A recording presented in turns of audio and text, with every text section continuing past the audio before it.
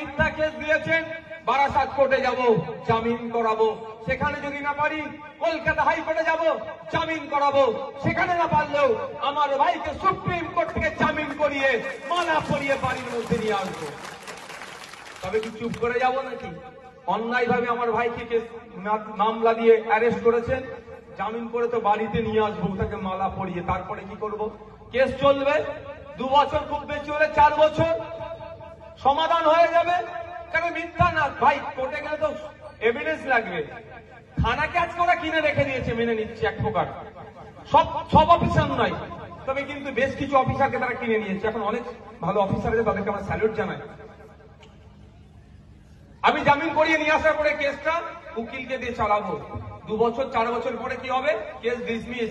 যার নামে অভিযোগ হয়েছিল কেসটা কি হবে? ডিসমিস হয়ে যাবে। তারপরে কি ছেড়ে দেবো?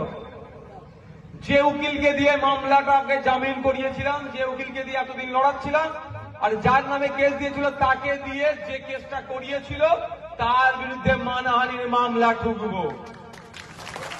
5 টাকা, আমি আগেও বলছি আজও বলছি, নওশাদ সিদ্দিকীর হাতে 5 টাকার পেন আছে, এমন পেনের খোঁচা দেব, তখন যেখানে খোঁচাটা লাগবে কিন্তু বুঝিয়ে দেবো।